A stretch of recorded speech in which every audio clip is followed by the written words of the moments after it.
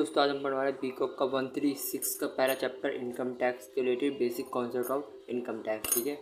Government main income is tax. Government का जो main income होता है वो टैक्स होता है, वो आपको पता ही होगा।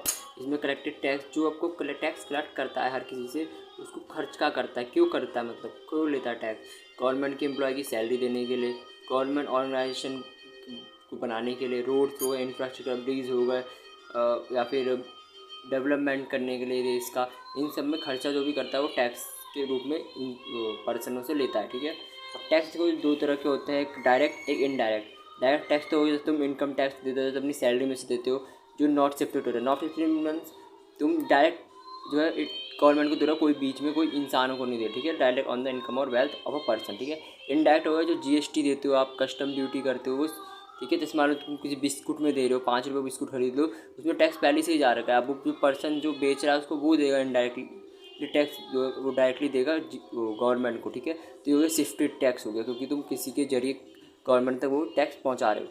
Price of goods and services में पड़ता है, बर्गर किंग, ये सारी चीज़ें हो गई। ठीक है। एग्जाम्पल के लिए हो सकता है। In India income tax introduce for the first time in 1860 first time आया था इंडिया में ये, जो सर जेम्स विल्सन के द्वारा लाया गया था। फिर उसके बाद से ये क्यों लाया गया था, क्योंकि मिलिट्री म्यूटिनी ऑफ 1857 में एक चीज़ हुई थी जिससे बहुत सारा लॉस हुआ था गवर्नमेंट को, और उन्हें पता नहीं चल रहा था कहाँ से पैसे ले।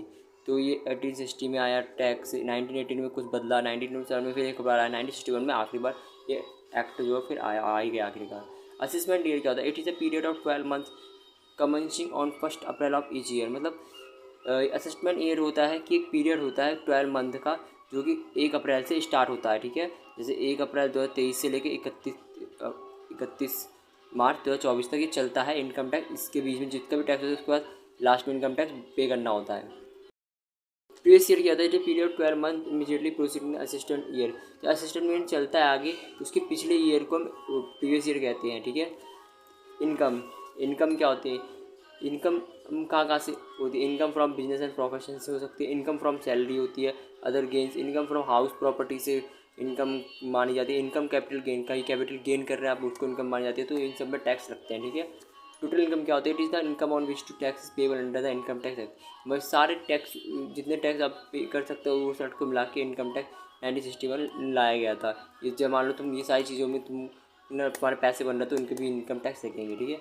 परमानेंट अकाउंट नंबर का is the 10 digit number allotted by income department to every person. हर पर्सन को ये अलॉट किया जाता है 10 नंबरों का permanent account number. Why change tax, change क्यों होता है, constitution of India article 246 of the constitution of India gives the power of to living. ठीक है।